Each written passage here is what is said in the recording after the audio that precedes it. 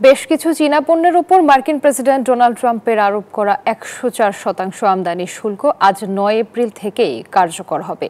মঙ্গলবার এই তথ্য নিশ্চিত করেছে হোয়াইট হাউস। যুক্তরাষ্ট্রের জন্য এটা গুরুত্বপূর্ণ ছিল বলে মন্তব্য করেছেন মার্কিন প্রেসিডেন্ট। এদিকে যুক্তরাষ্ট্রের বিরুদ্ধে প্রতিশোধমূলক পাল্টা ব্যবস্থার ঘোষণায় অনড় বেইজিং। যুক্তরাষ্ট্রের বিরুদ্ধে চীনের পাল্টা শুল্কের জবাবে 50% শুল্ক আরোপের হুমকি দিয়েছিলেন মার্কিন প্রেসিডেন্ট ডোনাল্ড ট্রাম্প। এর আগে বেজিং এর উপর আরোপ করা হয়েছিল 54% শুল্ক। অবশেষে মঙ্গলবার হোয়াইট হাউসের প্রেস ব্রিফিংয়ে প্রেস সেক্রেটারি ক্যারোলিন লেভিট জানালেন, প্রেসিডেন্টের ঘোষণা অনুযায়ী চীনা বেশ কিছু পণ্যের উপর মোট 104% আমদানি শুল্ক আরোপ করা হয়েছে। বান্ডেল থাকলে প্রতি সেনমানিতে টাকা বাঁচবে। বিকাশ সেনমানি বান্ডেল কিনে জিতুন প্রতি লেনদেনে।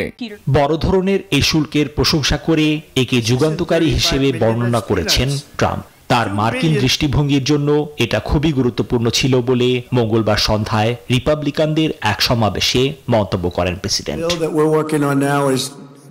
শুল্ক আরোপ করে প্রচুর অর্থ আয় করেছি আমরা। আমি সত্যি মনে করি যে শুল্ক পরিস্থিতি আমাদের অনেক সাহায্য করেছে, যা দুর্দান্ত।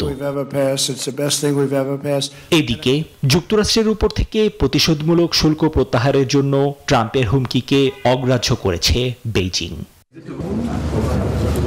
মঙ্গলবার মিশর সফরকালে ট্রাম্পের অর্থনৈতিক নীতি সম্পর্কে এক প্রশ্নের জবাবে ফরাসি প্রেসিডেন্ট ইমানুয়েল ম্যাক্রো বললেন, কখনোই এমন বিশৃঙ্খলা কামনা করেনি তারা। ট্রাম্পের নীতির অধীনে ফ্রান্স সহ ইউরোপীয় ইউনিয়নের দেশগুলি ইস্পাত, অ্যালুমিনিয়াম এবং গাড়ির উপর 25% আমদানি শুল্ক এবং অন্যান্য প্রায় সব পণ্যে 20% বিস্তৃত শুল্কের সম্মুখীন হবে। নিবির আমিন, নিউজ 24।